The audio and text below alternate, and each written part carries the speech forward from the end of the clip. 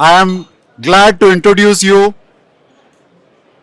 to the Chief Technology and Enterprise Officer, Malik, from Telefónica Germany, who has led this transformation and he's going to share with us how to orchestrate the ecosystem and really deliver Industry 4.0 and beyond and bring network and enterprise closer to deliver value creation. To do the discussion, I invite Mohit Joshi to facilitate. He has been unlocking the power of and creating value from a technology to network to business across all verticals. Let's hear from our fireside chat panelists to take this discussion forward. Over to you, Mohit. Thank you, Yuri. And thank you, Malik. Thank you again. Thank you again for making time for us today. And really, as Yuri said, it's a privilege to have you over here with this very broad-based transformation that you've driven at Telefonica Germany.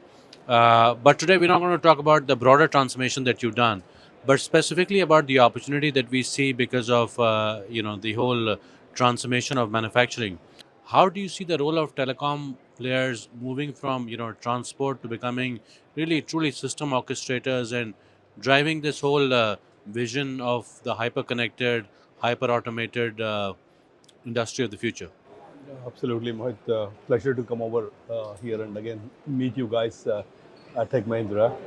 Look, I think as I'm, of course, from technology, when I look at the enterprise business side of it, what is changing in the last, say, 2 to 3 years versus what is happening, what is going to happen in next 1 to 2 years? Few things which are significantly changing. Number one, I think everybody realizes that connectivity is at heart of everything, right? Monetizing the connectivity is one challenge which we face, but at least from an industry perspective, across different, whether it's robotics or whether it's manufacturing or everywhere you see, connectivity is at the heart of it. So the discussion is no more, can I use a Wi-Fi, can I use something else? But the discussion is, how am I going to leverage the managed spectrum connectivity in the industry? So that is one change which I see. The second one, what I see is connecting the dots. Connecting the dots, of course, AI brings in a significant challenge or opportunity, because people think that okay, AI is going to solve all the problems, but industrializing AI into a different use cases, which is generating an outcome, is one significant say opportunity and challenge. So as we move towards the 5G advanced and possibly in 2030 onwards 6G, it is becoming more and more critical. How do you use managed spectrum? How do you use managed connectivity? And how can you really, because a lot of people appreciate on the quality of service, right? And at the same time, quality of experience. So these are the few nuggets which are now coming more and more, and it's being appreciated by everybody in the industry. Not necessarily in telecom alone, it's across the industry. I think that's very well put, Malik, because it's also if German industry, for instance, or European industry has to compete with Chinese, there's a significant transformation that is really required on the factory floor itself. If architectural and operational changes or shifts do you think will need to be made by telcos to really work in this new, more ecosystem driven world rather than one where the telcos pretty much owned everything? Yeah, absolutely. I think telcos, on one side, telcos are really good in orchestrating and working with a lot of industry players. That inherently it comes in, because if you take any telco or any service delivery in a telco industry, none of us can deliver anything on standalone. Right? We work with companies like you, right, from an entire IT stack perspective. On network, of course, you work with a lot of partners. So I think that way, as an industry, we are really good at stitching everything together. The question is, what is the value? Can we together make money, or can we make a business case when you're talking to the customer? That is still, for example, when we're running the entire let's say one of the retailer with 35,000 locations in 7 different countries. We don't have a presence in all the countries. So we have to work with the partners, right? And that is where we come in, and that's where the demand is coming as security, trust, and even hyperscalers, to be honest, with sovereignty discussion coming in. So there is a lot of play which we can expand our businesses. But what is your sense of the AI opportunity for telcos, right? Because at the end of the day, there's obviously the productivity that you can drive within the telco in terms of customer operations or in terms of internal operations or in terms of the technology work. But AI will also bring a huge opportunity because there's a demand for a lot more intelligence at the edge, right?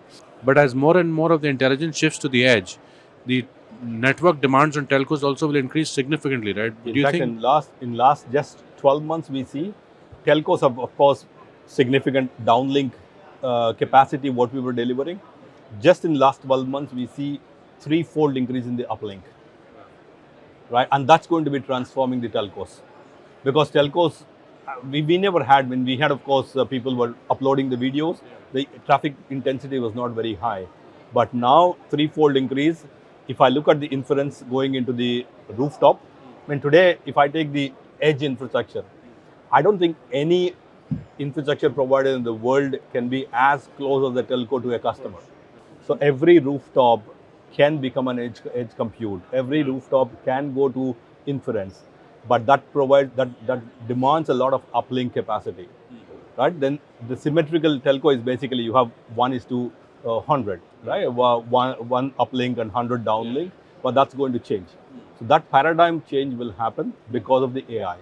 I fully agree, right? I think that's a gigantic opportunity, and unlike cloud, for instance, which really should have been a telco opportunity, but was a missed opportunity, this looks a lot more real because nobody else can replicate that infrastructure in short order. But Malik, how will you monetize this, right? I mean, what is your thought? I think with 5G advanced and 6G, you have a seat at the table. Today, I think with 6G, 5G advanced, we are not disintermediated. So you are a part of the ecosystem. That is where we think that we can deliver a value. For example, AI inference. AI inference cannot happen without us being on the table, right? We can't be disintermediated there because you need that quality of service to be delivered. That is where I think the monetization opportunity, as you're sitting on the table, you can extract the value. But do you think you'll be able to price for that, right? For instance, you spoke about the huge uplink volume that you guys are seeing. Yeah. Are you able to, do a differential level of pricing based on consumption, for instance? I think we will have to get away from the consumption mindset. You have to get into what is the value, what is the service are you delivering.